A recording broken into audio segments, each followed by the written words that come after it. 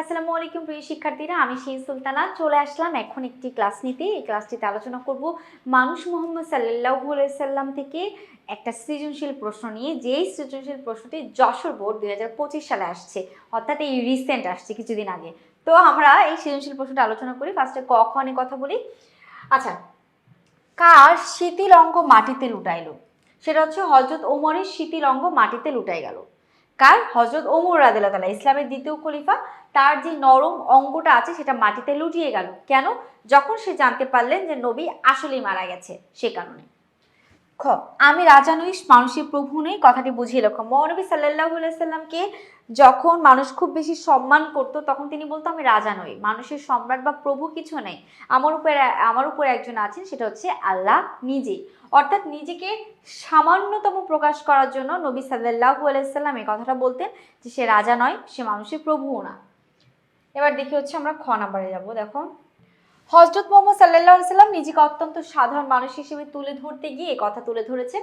হযরত মুহাম্মদ সাল্লাল্লাহু আলাইহি সাল্লাম মক্কা বিজয়ের পর মানুষকে দীক্ষা দেওয়ার সময়, মানে পড়ানোর সময় বা শিক্ষা দেওয়ার জন্য, সত্যের কথা, ইসলামের কথা প্রচার করার সময় পর্বতের পাশে বসেছিলেন, মানে সাফা পাহাড়ের পাশে তিনি বসেছিলেন।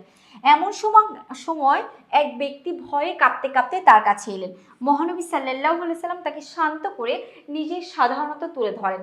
মহানবী লোকটিকে অভয় বাণী দিয়ে নিজের সাধারণ পরিচয় তুলে ধরে বলেন তিনি অত্যন্ত সাধারণ খাবার গ্রহণ করেন এবং সাধারণ জীবনযাপন করেন, তাই তাকে ভয় পাওয়ার কিছু নেই। নিজের সাধারণত তুলে ধরতেই মহানবী সাল্লাল্লাহু আলাইহি সাল্লাম এটাই বলেছেন, আমি রাজা নই, মানুষের প্রভু নই বা সম্রাটও নই। আশা করছি তোমরা বুঝতে পেরেছ। এবার আমরা আলোচনা করব গ আর ঘ নাম্বার প্রশ্ন নিয়ে। তো সেটার জন্য আমাদের উদ্দীপক পড়বো আমরা এখন। দেখো, যে মোড়ে দিয়েছে বিষে ভরা বান, বিষে ভরা বান মানে হচ্ছে কটু কথা বলা বা গালি দেওয়া। কটু কথা বলা বা গালি দেওয়া কি বিষে ভরা বান বলছে। আমি দেই তারে বুক ভরা গান, কাটা পেয়ে তারে ফুল করি দান, সারাটি জনমভর আপন করিতে কাঁদিয়ে বেড়ায় যে মোরে করেছে পর। এবার দেখো গ নাম্বার, উদ্দীপকের সঙ্গে মানুষ মুহাম্মদ সাল্লাল্লাহু আলাইহি সাল্লাম প্রবন্ধের সাদৃশ্যপূর্ণ দিকটি ব্যাখ্যা করতে বলেছে। উদ্দীপকের সঙ্গে কোন দিকটি সাদৃশ্যপূর্ণ আছে সেটা আমাদের ব্যাখ্যা করতে বলেছে, এবং উদ্দীপকের মানুষ মুহাম্মদ সাল্লাল্লাহু আলাইহি সাল্লাম প্রবন্ধের আংশিক প্রতিফলন ঘটেছে মাত্র মন্তব্যটি বিশ্লেষণ করো।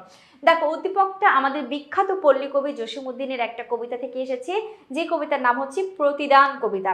প্রতিদান কবিতার মধ্যে কবি বলেছে, আমি যাকে কারো কাছ থেকে কষ্ট বা কাটা পেলে আমি তাকে ভালোবাসি, কারো কাছ থেকে যদি আমি কটু কথা শুনি তাকে আমি গান দান করি, যে কারো কাছ থেকে যদি আমি কাটা আমাকে যদি কেউ দেয় তাকে আমি ফুল দিই। কারণ কবির ভাষ্য মতে ভালোবাসা দিয়ে এই পৃথিবীটাকে জাগ্রত করতে চাই, ভালোবাসা দিয়েই সবকিছু সুন্দর করে রাখতে চাই।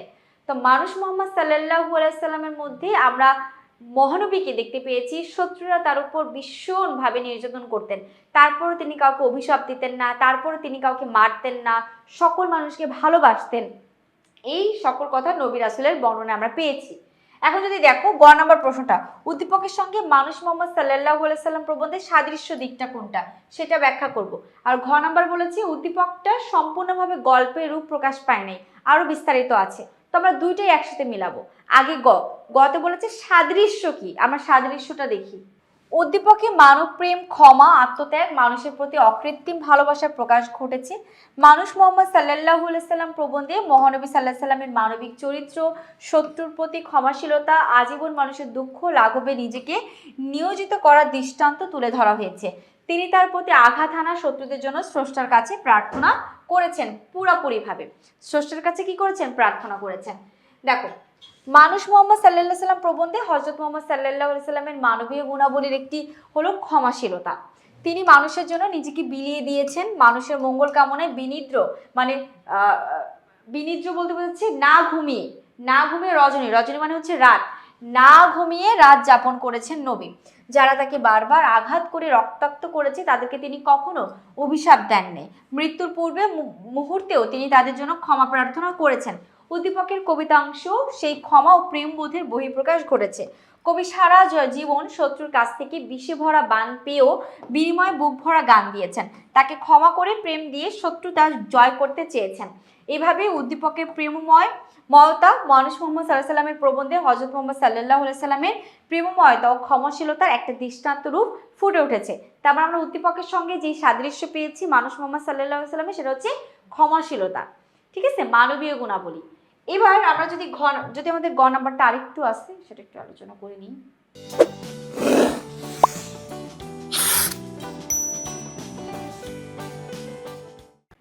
সঙ্গে সাদৃশ্যপূর্ণ, এই মানব কল্যাণমূলক দৃষ্টিভঙ্গি উভয় সাদৃশ্য মূল দিক। আচ্ছা, এবার ঘ নাম্বার প্রশ্নে আমাদের কাছে জানতে চেয়েছে উদ্দীপকে যে ক্ষমাশীলতার কথা প্রকাশ পেয়েছে সেটা কি সমগ্র ভাবকে কি নিয়ে আসে? না, মানুষ মোহাম্মদ সাল্লাল্লাহু আলাইহি সাল্লাম এই প্রবন্ধের মধ্যে আমাদের আরো অনেক বিস্তারিত আছে।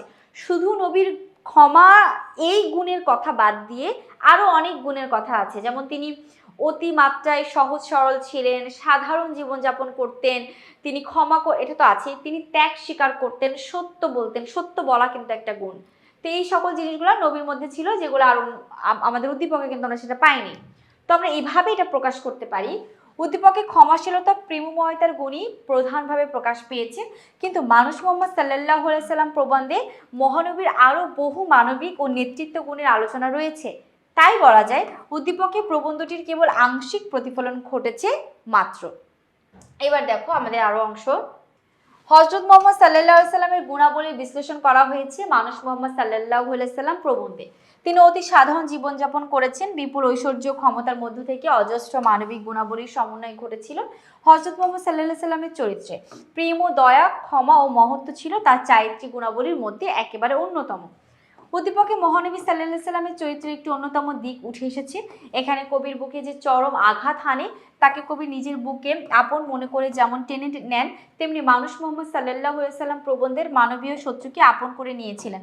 যারা তার পথে বারবার বাধা হয়ে দাঁড়িয়েছিলেন তাদেরকে তিনি পরম মমতায় বুকে টেনে নিয়েছিলেন। তাদেরকে তিনি কি করেছেন? পরম মমতায় বুকে টেনে নিয়েছিলেন, তাদেরকে ভালোবেসে ক্ষমা করে দিয়েছিলেন। মহানবী সাল্লাল্লাহু আলাইহি সাল্লামের চারিত্রিক বৈশিষ্ট্যের মধ্যে ছিল ক্ষমা, দয়া, প্রেম ও পরোপকারিতা। মহানবীর এইসব গুণ ছাড়াও আরো অনেক গুণের অধিকারী ছিলেন। উদ্দীপকের কবিতা অংশে কেবল মহানবী সাল্লাল্লাহু আলাইহি সাল্লামের প্রেমময়তা, দয়াশীলতার প্রকাশ ঘটেছে। উদ্দীপকের কবির প্রেমময় হৃদয়ের প্রকাশ ঘটেছে, যে হযরত মুহাম্মদ সাল্লাল্লাহু আলাইহি সাল্লামের অসংখ্য গুণাবলীর মধ্যে কেবল একটি মাত্র দিক প্রেম ও ক্ষমার প্রতিচ্ছবি, তাছাড়া কিন্তু আর কিছু নয়। অথচ মানুষ মোহাম্মদ সাল্লাল্লাহু আলাইহি সাল্লামের চরিত্রে নেতৃত্ব, ধৈর্য, ত্যাগ, ক্ষমা, ন্যায়পরায়ণতা, দূরদৃষ্টি ও মানব কল্যাণের মতো আরো বহু গুণের সমন্বিত প্রকাশ ঘটেছে। এসব গুণের প্রতিফলন উদ্দীপকে অনুপস্থিত থাকায় বলা যায় যে সেখানে প্রবন্ধটির কেবল আংশিক প্রতিফলনই ঘটেছে। তো এই হচ্ছে আমাদের যশোর বোর্ড 2025 সালে আসা একটি প্রশ্ন। আমার দেশের বাড়ি হচ্ছে যশোর, যদিও আমি যশোর বোর্ড থেকে পড়াশোনা করি নাই, আমি আমার বোর্ড হচ্ছে ঢাকা বোর্ড, আমি ঢাকা বোর্ড থেকে পরীক্ষা দিয়েছি, কিন্তু আমার নিজের বাড়ি হচ্ছে যশোর, দেশের বাড়ি যশোর। তো যখন যশোর বোর্ডের কোনো প্রশ্ন আসে তখন আমার কাছে খুব আপন আপন মনে হয়, যদি আমি সেই বোর্ড থেকে পরীক্ষা দিই নাই, আমি ঢাকা বোর্ড থেকে দিছি।